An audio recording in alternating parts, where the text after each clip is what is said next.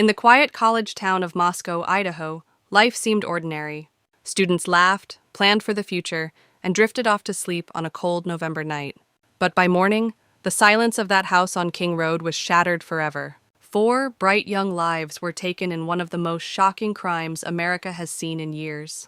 This is the story that left a community paralyzed and a nation asking, who could have done this and why?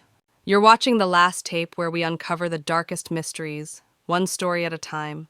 Tonight, we revisit a chilling case that shocked not only a college town, but an entire nation.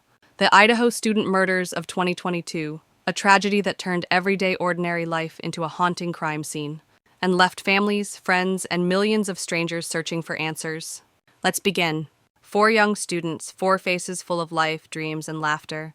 They were more than news headlines. They were the heartbeat of families, the soul of friendships, and the future of their community.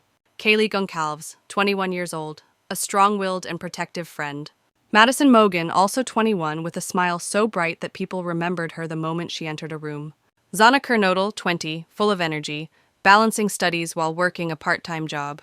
And Ethan Chapin, also 20, a fun-loving young man, always ready to make people laugh. On their campus at the University of Idaho, they were just ordinary students chasing extraordinary dreams. None of them knew that the night of November 12th, 2022, would be the last night of their lives. It was Saturday night, November 12th, 2022, in Moscow, Idaho. A small college town, quiet streets, and a familiar chill in the air. For most students, it was just another weekend. Parties, friends, laughter.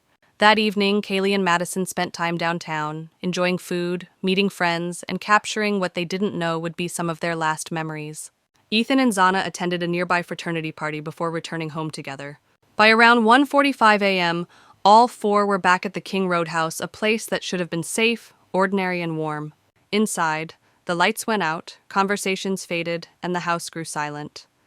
2 other roommates also slept in their rooms, completely unaware of what fate was about to unfold within those walls. For Moscow, everything seemed calm. But within hours, the quiet town would wake up to a nightmare that would shake an entire nation. The next morning, November 13th, sunlight hit the small town of Moscow as if nothing had happened. But inside the King Road house, something was terribly, terribly wrong. Around 11:58 a.m., a call was made to 911 from one of the surviving roommates' phones. The words were frantic, reporting an unconscious person inside the house. Police rushed to the scene, expecting perhaps a medical emergency. Instead, what they found shattered the very soul of the community. 4 young students, brutally murdered inside their own home. No signs of forced entry, no clear suspect, and no weapon left behind. News of the crime spread like wildfire. Fear gripped the University of Idaho. Families pulled their children from campus, and the once quiet town of Moscow was suddenly at the center of a national nightmare. The question screamed across every headline, every living room, and every phone screen. Who could have done this, and why? From the very beginning, the case seemed impossible to untangle. 4 murders, no forced entry, no murder weapon, and 2 surviving roommates who hadn't heard or seen the unimaginable violence in the middle of the night. For days, investigators worked inside that home on King Road.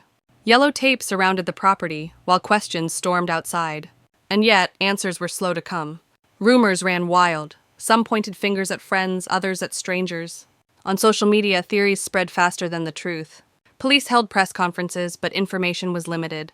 The lack of details only fueled frustration and fear. Was the killer still in town? Were students safe? Parents began pulling their children out of the university. And then the puzzle began to take shape. Detectives pieced together fragments from surveillance footage. A white Hyundai Elantra was spotted near the crime scene around 3:30 a.m. It became one of the first big leads.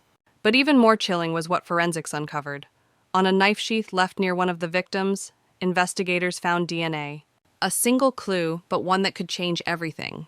Step by step, the fog was beginning to lift, and it seemed the killer had unknowingly left behind the very evidence that could unmask him. For weeks, the town waited in fear and silence. Every day brought questions, but no answers. Then at the end of December 2022, a stunning announcement. Police had made an arrest. The suspect? 28-year-old Brian Koberger, a criminology PhD student at Washington State University just minutes away from Moscow. A man studying the very science of crime, now accused of one of the most brutal killings in recent history. Investigators had tracked him down through that white Hyundai Elantra. They followed him across state lines, watched his every move, and finally, in Pennsylvania, over 2,000 miles away from the crime scene, they moved in. DNA taken from Koberger matched the sheath found at the house.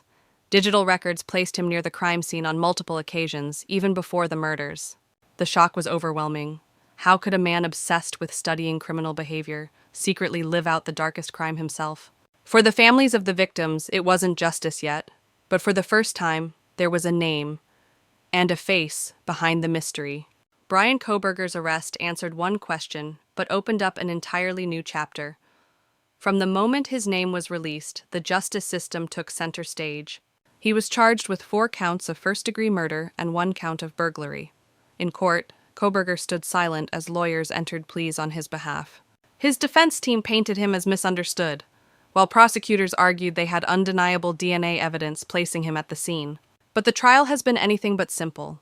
Defense motions, requests to move the case, and repeated delays pushed the legal battle further down the road.